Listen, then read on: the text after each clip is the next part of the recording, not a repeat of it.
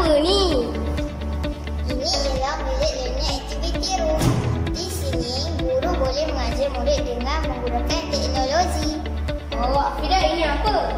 Oh, ini ialah Flickr. Ini pula Tracer.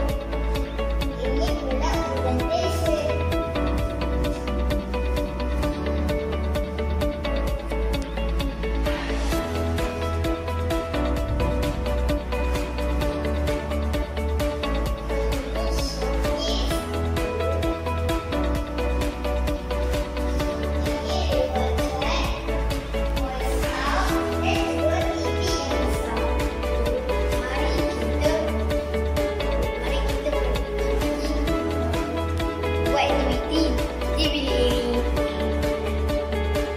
Hai, saya Nur Halimi, guru yang bertanggungjawab menyelia bilik Learning Activity Room.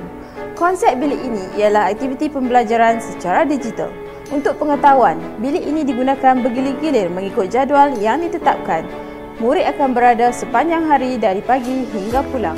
Bilik ini menyediakan kemudahan-kemudahan seperti Smart TV, capaian internet, tablet dan persekitaran bilik darjah yang bercirikan abad ke-21. Selain dari kemudahan-kemudahan ini, pihak sekolah juga menyediakan alat tulis yang lengkap sebagai kemudahan setiap murid. Justru itu, murid-murid tidak perlu membawa beg sekolah seiring dengan kempen beg ringan. Guru-guru digalakkan menggunakan 8 aplikasi seperti Zodo, Random Picker, Flickr, Kahoot, Liveboard, Zipgrade, Quizzes dan Cam Scanner untuk PDPC di dalam bilik ini.